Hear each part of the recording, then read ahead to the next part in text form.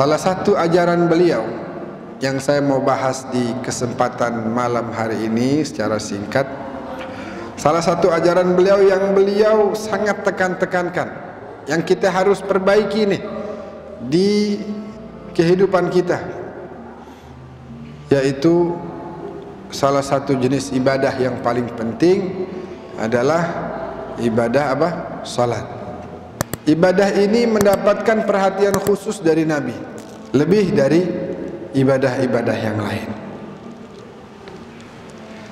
Bahkan sampai-sampai Al-Imam Al-Haddad mengatakan di zaman Nabi, para sahabat kalau ngelihat temannya meninggalkan salah satu ibadah, apakah itu puasa atau zakat, itu sekedar dinasehatin. Tapi giliran temannya ninggalin sholat, maka akan dikatakan, baca lagi kamu syahadat, baca 2 kalimat syahadat. Kenapa bisa begitu? Berdasarkan hadis Nabi, man tarakas salata muta'ammidan, siapa orang ninggalin salat dengan sengaja, kata Nabi, faqad kafara jiharan, sungguh dia telah sungguh-sungguh menyatakan diri sebagai orang yang keluar dari agama Islam, orang kafir. Itu hadis. Walaupun kita dalam madhab Imam Syafi'i nanti mendapatkan lagi ada penjelasan tuh, maksud dan tujuannya dibagi 2. Mudah-mudahan kita secara singkat akan bahas pada kesempatan kali ini. Intinya kita harus perhatikan betul ini ibadah.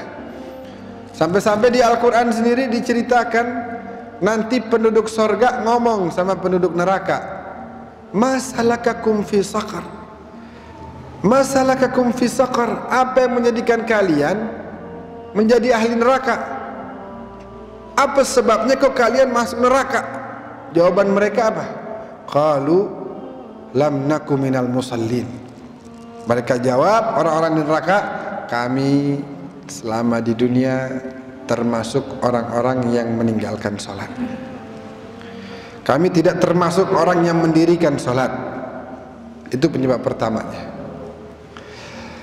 Oleh karena itu kita harus berikan perhatian khusus kepada ibadah ini, karena ibadah inilah yang tanha anil fahsya.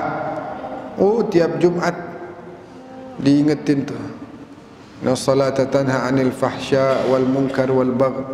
Sesungguhnya salat menghindari kalian daripada perbuatan keji dan mungkar. Terus diingetin, al-ahdu baini wa bainahum as-salah, perjanjian yang paling besar antara aku, kata Nabi, dan mereka umatku adalah salat.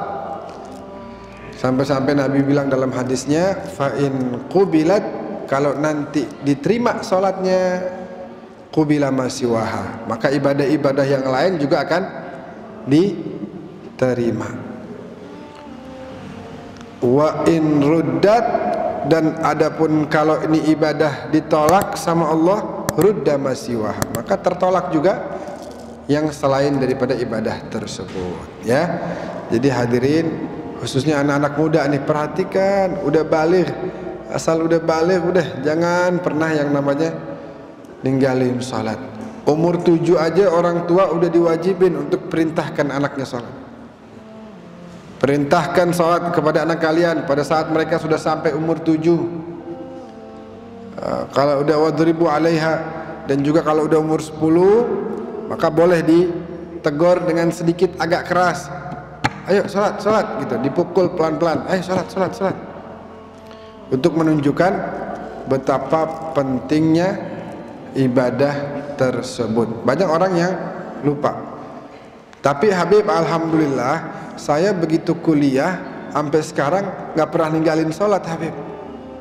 Palingnya waktu SMP, SMA aja. Alhamdulillah udah tobat, udah istighfar, sekarang nggak pernah ninggalin sholat. Itu cukup nggak, Habib? Kurang. Yang dulu dilewatin itu harus diganti. Hukumnya wajib untuk diqadha. Niatnya apa? Qadhaan, bukan adaan, qadhaan. Jadi kalau bisa bayangin, ini kira-kira saya ada kali ya setahun tuh, kalau di jumlah-jumlah setahun kali itu saya nggak sholat.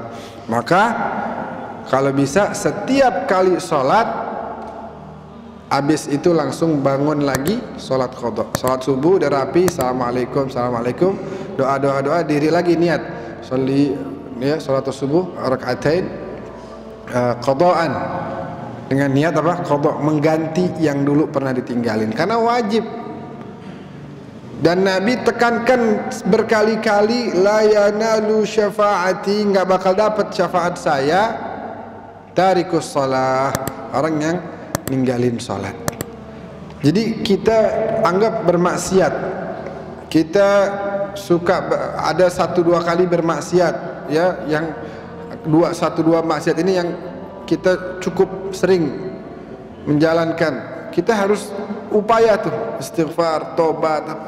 Nah nanti ketika istighfar dan tobat kita belum bisa mengampuni, menghapuskan dosa-dosa dari maksiat tersebut, Nabi akan turun tangan dengan syafaatnya, dengan syarat orang tersebut nggak pernah ninggalin sholat.